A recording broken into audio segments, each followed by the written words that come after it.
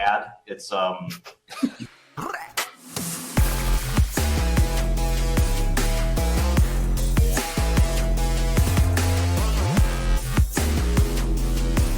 views expressed by the hosts and guests in this podcast are solely their opinions and do not reflect the opinions of their respective employers. Guests and hosts may maintain positions in the assets discussed in this podcast. This podcast is for informational purposes only, and nothing in the podcast is intended to be financial, legal, or even life advice.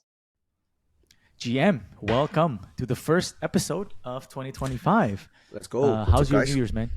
I was alright. I drank too much. Twisted my ankle. That's about it. Hey, like at least now you're drinking because the market is green, not because it's red.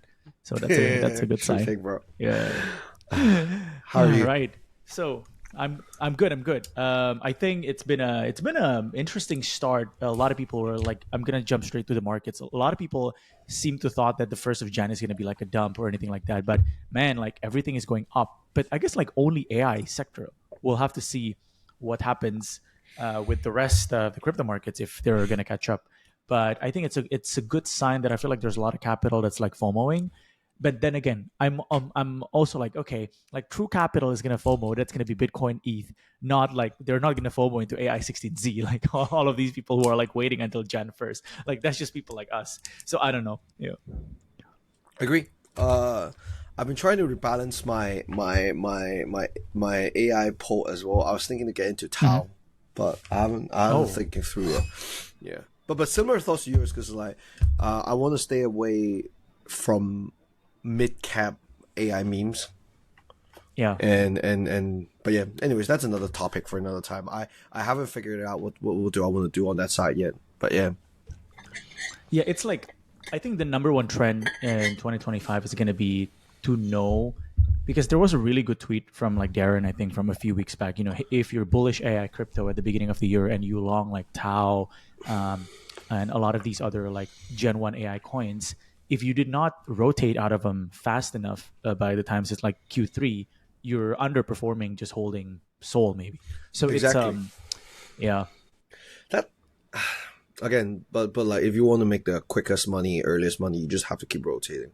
There's no such thing as non-rotating if you're jumping in such a sector, because it's not established yet, right? To be honest, like you never know, like if you think about it, right? Who would have thought gold would be outperformed by AI16Z? Yeah. I mean, some people would like, hey, if you look back at the GitHub stars, it has the fundamentals. But sure, bro, sure. Yeah. What's on your mind, man? No, nothing much. I'm pretty excited. As you know, I'm a farmer. I'm a heavy farmer, and I'm very excited. SolveBTC just got on Binance. Binance Mega Drop, and I was hoping that this is going to be the first bigger BitcoinFi projects launching a token, right? So I hope this might be a turning point. Let's take a step back. What is Mega Drop? Okay, Mega Drop is basically Binance's way of giving airdrop, as well as imagine Binance, but not just Binance account, but Binance wallet as well.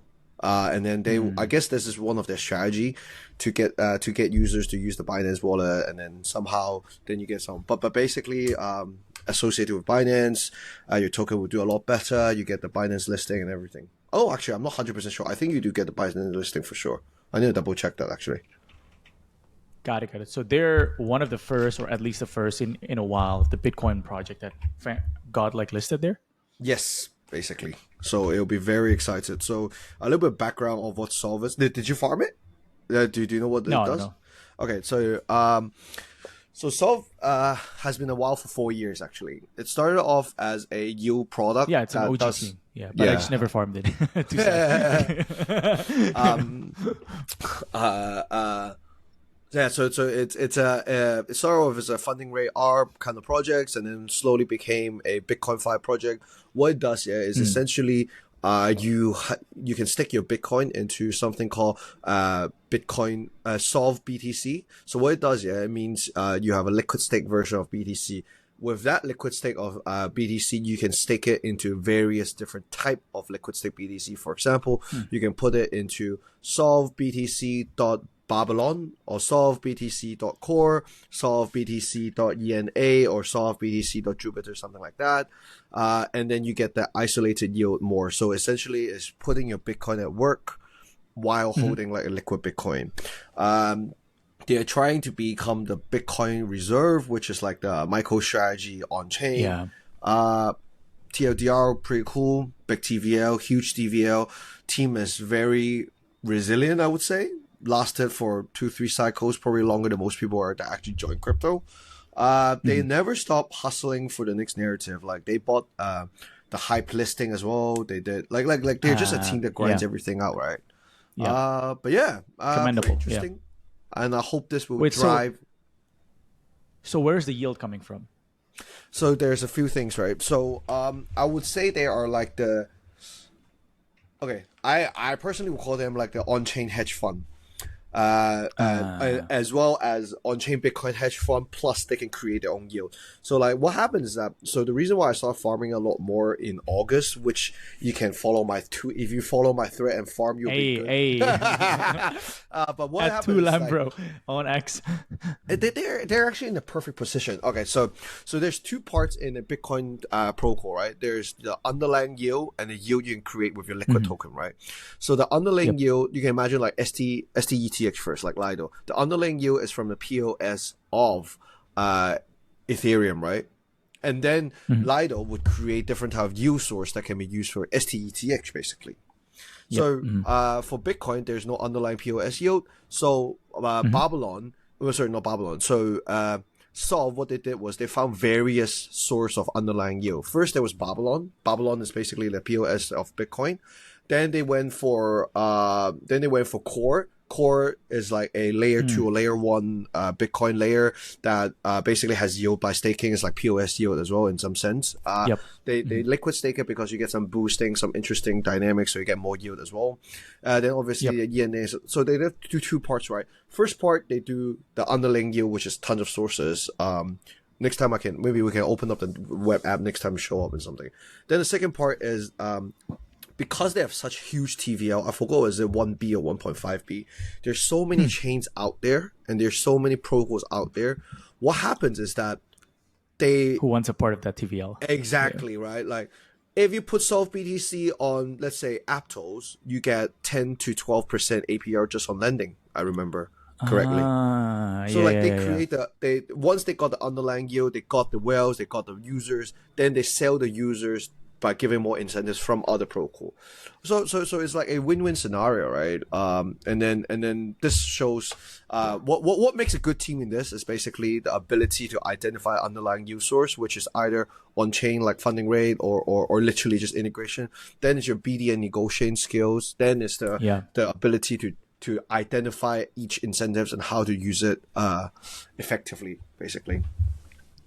I think what's super interesting is that the Bitcoin whale seems to be taking a lot more risk this cycle.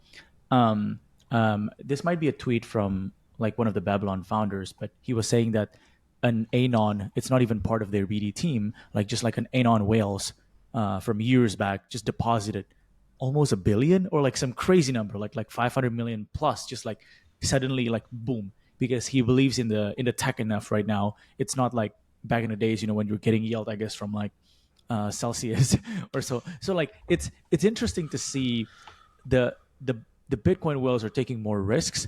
I don't know, it's part of the broader topic, but I think this is a good way to start the year because like Bitcoin is still the father of all crypto assets, and I think over time the questions around like mining profitability, it's actually a real problems in like maybe like 16 years or something, right? Like, but like a lot of people are starting to see like, okay, unless the price literally go up to 1 million, and fingers crossed it does, we need other form of a yield for the miners and the whales and all of that. So yeah, like I don't know, what's your read on this on the Asia side, because there's a lot of Bitcoin whales in Asia, right? Or at least that's the stereotype. Okay, so okay, how about this? Let's talk about. I think BitcoinFi got really hyped last year, if you remember, right? And then it kind of died down a little bit as restaking got wrecked. Yeah. So let's take a little journey of how I see what VCs, what protocols, and what users are thinking. Okay. How does that sound? Yep. All right. Yep. So I don't know. Do you remember Ordi and all those BRC things? Yes. So what happened was Yes. I that get wrecked on pups. uh, so Yeah. so so Bitcoin ETF was coming, right? Everyone wanted to long something. They don't know what to long, and somehow this BRC became the angle of longing it, right? So bunch of people make money. Everyone wants to want to buy something that's more logical than just NFTs on Bitcoin, right? Yep. So essentially, Yep. what happened was that then BitcoinFi came. Personally, I would categorize BitcoinFi with four types of sector. The sector would be let me pull up my shit. Ooh, he has his notes. Oh, I want to start my year with strong, right? So so I would classify as there's Bitcoin smart contract chains. I don't care, is it layer one, layer two, whatever. There's tons of them. The Right. Right. Bitcoin L layers. There's Bitcoin staking. There's Bitcoin Mm-hmm. DeFi. Bitcoin DeFi meaning all types Mm-hmm. of typical DeFi stuff for Bitcoin. Yeah, it's And like there are solve, like the one we just talked about. Yeah. yeah, and then other types of Bitcoin assets. Let's say BRC swaps, blah blah blah blah blah, all those kind of things. So all those got funded heavily, right? Because everyone wanted to long Mm-hmm. something, but they're not sure what to long. What happened Yep. was that everyone wanted to buy. Merlin was the hottest one. I don't even remember that. It was Yeah. supposed to Yeah. be Yeah. the Yeah. but it was We so are back then. crazy. It was so crazy. It got so much TVL, right? So everyone started using TVL as a north star because that just proves Yep. how much traction, right? And then so what happened was that people would either farmer users or liquid funds, etc., would try to get as much TVL into it as possible. Then with the TVL, you raise money from VCs, and then you get funding as well. But there's no use case if you think about it, right? Because till today there's Mm-hmm. still no product market fit in Yep. Bitcoin essentially. So even though everyone use TVL as a north star, if you were a mediocre project, Bitcoin project trying to get TVL, what are you going to do? You're going to do private TVL deals or too much incentives on Yeah. TVLs, or you're going to use Yeah. DeFi things to let people loop the TVL too crazily, right? Mm-hmm. And Mm-hmm. what happened is that I would say retail users felt they were farmed because they committed TVL, yet they didn't get too much airdrop. The token didn't get a pump because there's no product market fit. Yeah. Then VC got wrecked because they needed to give so much incentives to, like, the project has to give so much incentives to continue the TVL Yeah. North Star metric, right? And I think that's just what happened. But after the BitcoinFi got a little bit quieter, I think valuation, TVL, and all those things are back in more a, let's say, fair or reasonable factor right now. So I hope Solve would be able to set the new North Star of the Yeah. benchmark of BitcoinFi, basically. So a couple thoughts on my side. You hit the nail on two things. One, I think the issue with airdrop for those Gen 1, we can call them Gen 1 Bitcoin ecosystem protocols, is that they usually only have the mindshare of the eastern region. And that's the thing with like crypto airdrops. You have to own both mindshare, like east and west. One example, and maybe we are talking our book again, but movement. It has the mindshare in the US and in Korea, right? It's sometimes it doesn't have to be like Chinese necessarily because it's like Bitcoin, but I think it's important for you to have both sides of the world. And I think oftentimes it feels like a completely separate like ecosystem that not a lot of the Western VCs are even aware of what is going on. And then the second thing is that the winners were established quite early. So like Babylon, Merlin, and a few others, right? And then like once 2 to 3 protocols are listed, um, the probabilities is kind of hard for the others to follow soon, and the liquidity to support them on chain. And I don't know why, maybe because like speculation wise it's not as exciting as like AI token, so they cannot get to multi-billions just purely on chain. So I think that's my read on it, but I'm actually bullish because I think Bitcoin ecosystem is just a matter of when. It's not whether it's going to make a comeback. It will. It's just like how and when it's going to make a comeback is the big question here. So looking at like Solve and potentially maybe like Trump's office, that's going to be interesting to see what kind of play is happening there. I want to throw you one idea that It's actually not an original idea. A lot of VCs have like written about this, but I think I don't like. I want to get your take on like why you think it hasn't been happening. Why is there no CDP for Bitcoin like Maker? Seems like the most obvious next $10 billion token if you do it right. When you say on Bitcoin, do you mean natively on Bitcoin or what's up?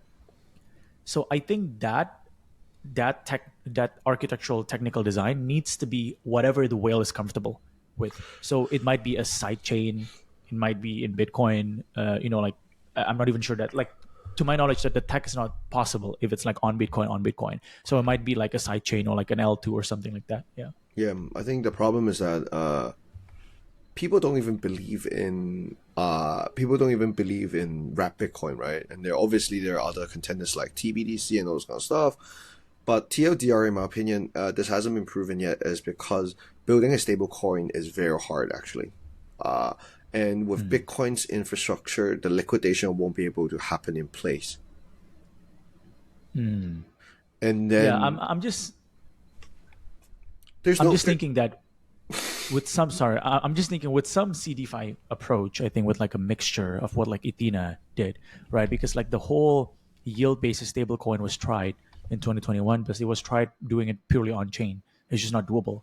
But he showed that if you mixed a bit of a centralization, it can work. But maybe it's the investor profile of the Bitcoin whales, yeah, that 100%. don't like So those kind of so things.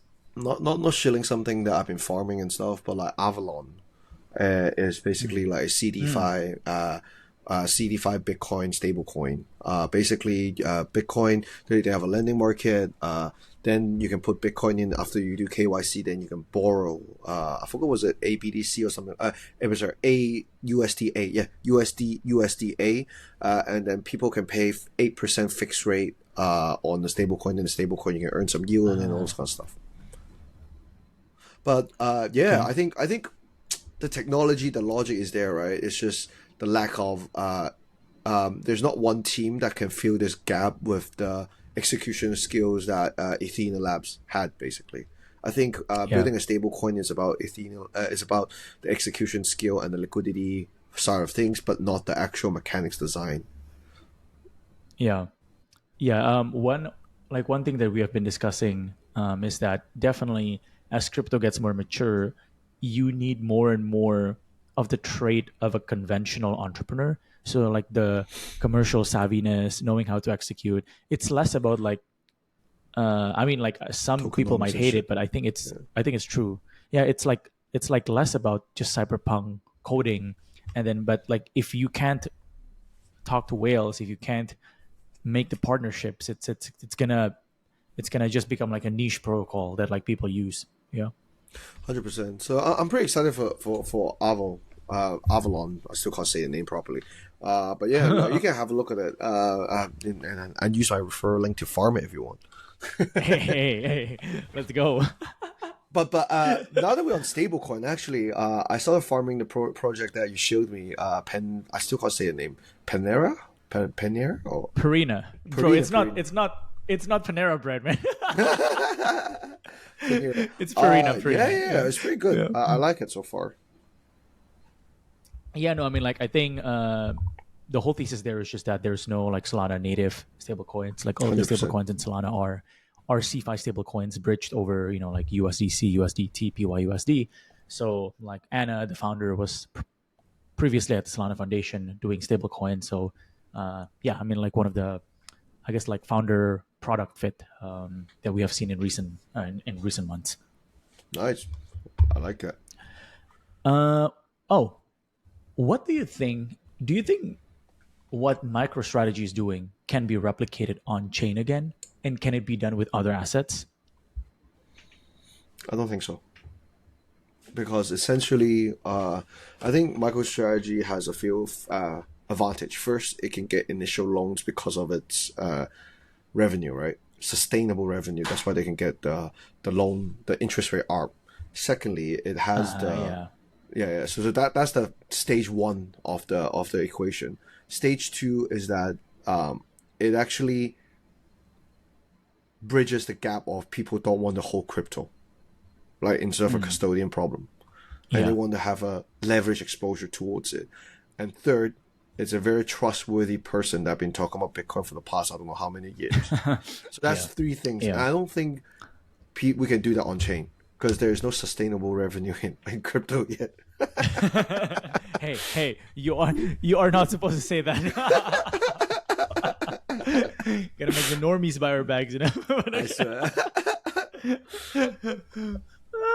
No, but I'm just like the reason why I've been brainstorming about that is because yeah, I mean like there are some product protocols who are definitely profitable, and but there is no infrastructure for like cheap loans, I guess. Like, you know, like the cheapest thing you can borrow is like still what, like 8% if Aave. it's like No, dollar. no, no. Aave. Yeah. Aave on Bitcoin lending is actually very cheap. The so Oh, so how much so is it?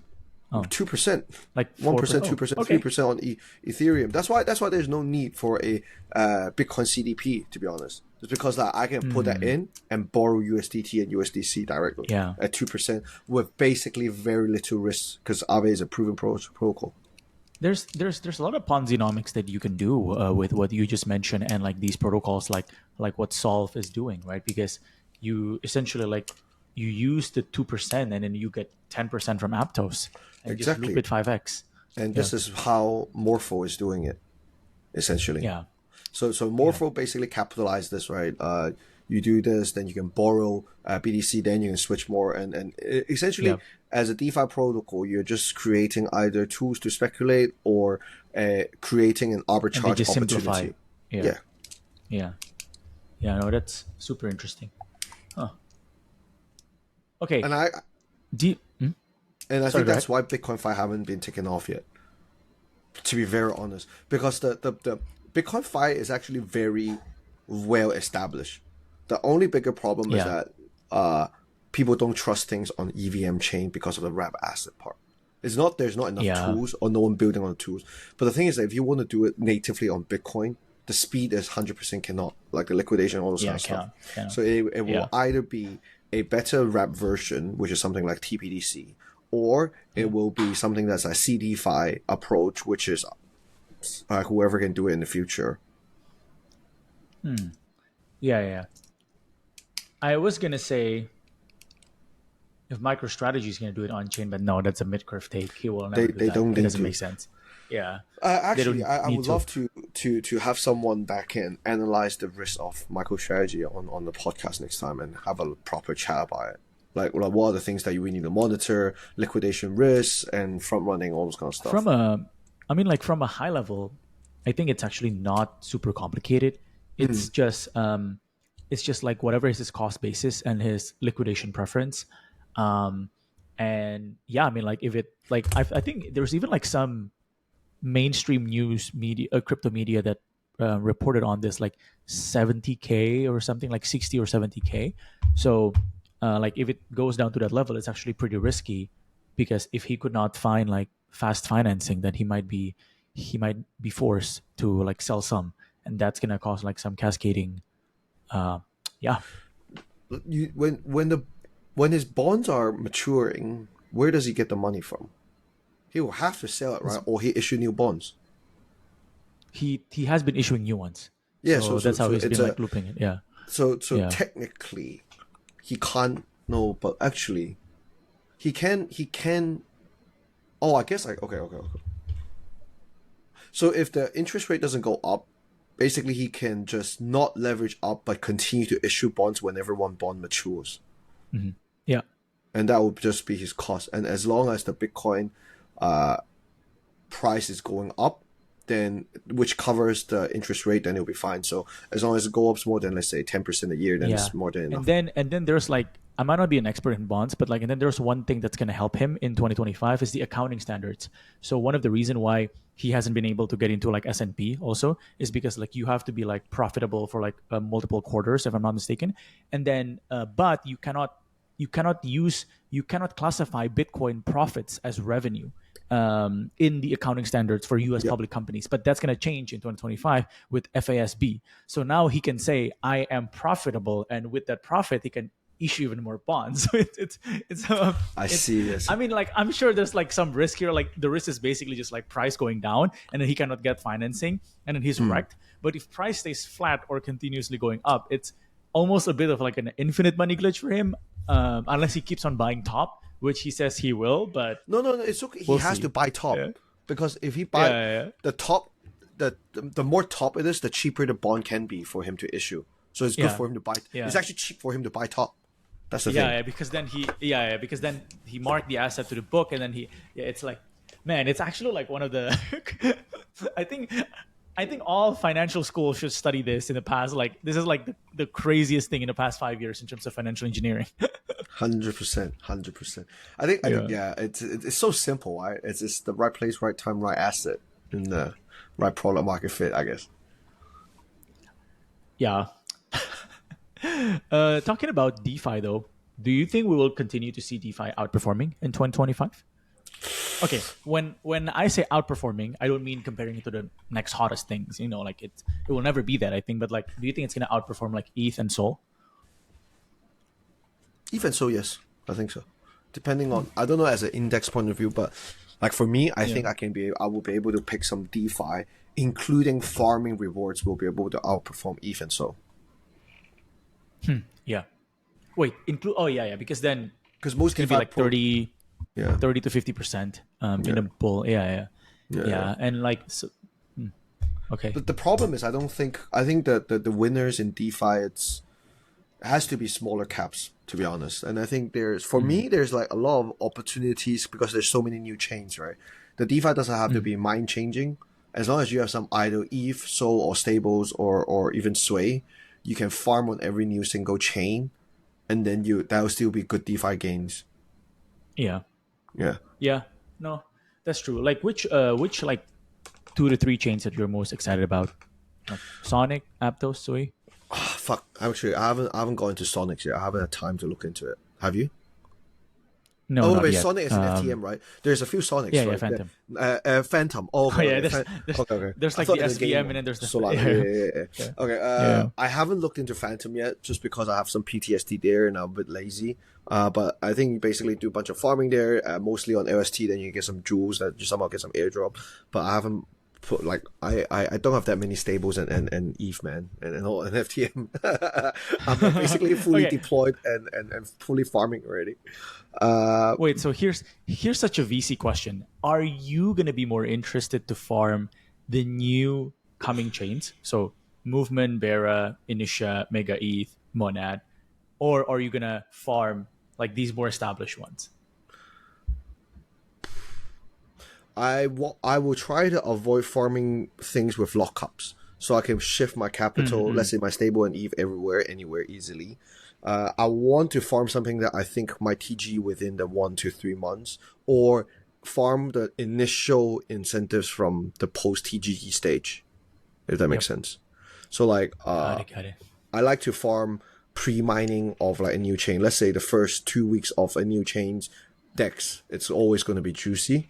And then something like that. And I'm very excited for Movement Mainnet coming up. I mean, I don't know if you checked the price, but the price held up after all the JITs left. It was $1 over Christmas and everything. I was like, it's still 0.85 now. Then I'm excited for Monet and Bearer as well. I think people will overlook Movement compared to Monet and Bearer. So I think there might be some higher ROI there, but that might be biased. I'm pretty excited for Puffer Finance. It's unified chain. They're launching their uni chain, right? The unified chain. They just launched the token they just have issued their tokenomics update or whatever.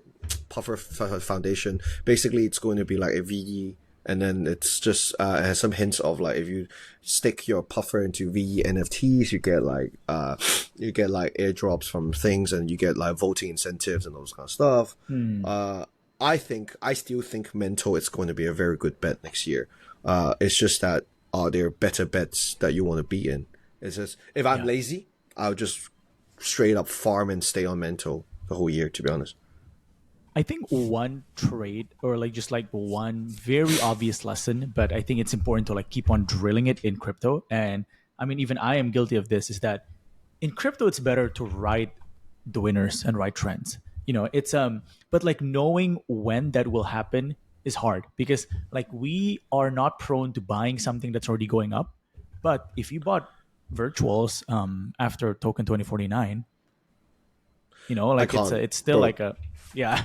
Bro, Yeah, bro. but no, So, I mean so like, everything you say makes sense, but it's a little bit VC talk, bro. Like real. no, bro, bro. no, bro, Okay. like I don't. Buy the winners. The fuck is the winners? Is it virtual? Is it chill guy? Is it chill guy? I don't know, man. Is it chill guy? Because I Oh top my God. blasted. Was it cranker? Was it? I mean, I top blasted so much things, and I can tell you that. What the fuck is a winner? I don't know, brother. Bro, I love this. Like, We're gonna cut this to shorts. Like, what the fuck is doing? bruh, if you double No, down no, your but winners, okay. man, you'll still be in Tao. That's what I'm saying. Yeah, Was Tao not a winner?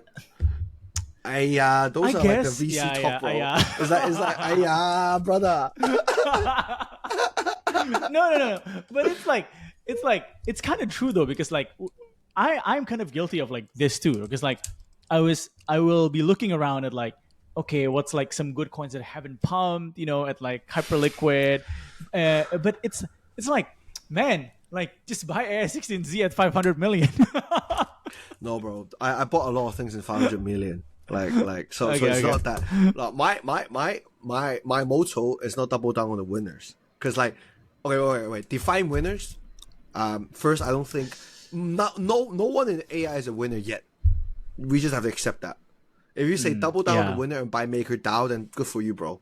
Like good for you. Like seriously, because that is established, right? I think that is applicable for that sense, but not for AI yet. But if you want to play the AI game, brother, you will have to be fully in the trenches. You have to check out every hype. You have to check out everything, and you have to have the motto of, if you miss it, there's going to be something new next week. That's just something that Yeah. you need to accept, because like, Yeah. okay, if you count down like how I can at least name 20 to 30 plus things that might sound like a winner last year, from last year 2023 till now. I don't know how much do you remember, but like there's so much things that sounded like a winner. Do you remember Degen? Do you remember Farcaster? Do you remember Hamster Race? Do you remember like there were so many things that sounded like it was the future. If you double down the winners, you're still holding on Ordi, bro. But like Yeah. No, you're not wrong. yeah. Yeah. Yeah, The only lessons that I'm gonna try to take from that is that it's like, when something, okay, for instance, like Hyperliquid at like $6 to $9, right? It's how would I put this? It's like there are certain moments in which trend is going to happen for 2 to 3 months. It's very short, like it's not longer than that. So like I do agree with you. Like if you buy Ordi and like all of these others and you hold it for more than those time period, it's tough. But I think the key is to like, when you see something is like becoming the main character, instead of like trying to find the supporting character, just buy the main character for like the next few months and then just exit. Yeah. Cool, bro. All right. It's Hyperliquid winner. It's Hyperliquid winner. Yeah. Okay, I'm telling you, last week I put around 15K into hype. And then I'm gonna keep on doubling down. Let's see what's up. I put around 15K, and I'm gonna, all right. Just because you're saying double down the winner, right? I'm gonna allocate a little bit more money in it, and we'll review it in 6 months. Let's see, is that a winner? Okay. I hope it is. Okay. I hope it is. By the way, I hope it is. I hope it is. Yeah. Okay. But then again, like, right, like it's like buying it when it's like at $8. That's the hard thing to do. It's not like, yeah. But you won't know it's $8, right? Yeah. That's the thing. Like, and that's why I feel like I need to get TA into my stack of investing, because my TA is weak, and I feel like this is the last confirmation part of my stack.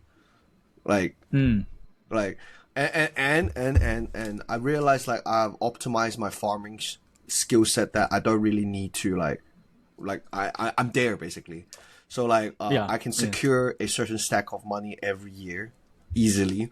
But if I want to take more adventurous take on stuff, I will need to have TA as a stack into it, basically. Got it. No, but dude, that is so funny. Like, what is the main character? Yeah. Like, Fartcoin was the main character. Now it's not the main character anymore. Exactly So my you're point. not wrong. The fuck is a winner, man? The fuck is a winner? No, like, because I've been doing a lot of self reflection, and I literally wrote that down in my journal. You know what I mean? Like, so I literally have these lines like, oh, double down on the winners. You don't have to you don't have to miss you don't have to hit everything. You just need to hit one thing and miss the 99. You can still make money. Like, I've read so much of those freaking quotes, and I try to quantify and properly write up. I'm back, by the way. I'm back. I'm like fully ready, and I'm not that sad little guy that felt like I didn't make enough money last year anymore. But yeah, let's go. But yeah, guys, I think that's all we have for the first episode. We want to start it with Bitcoin.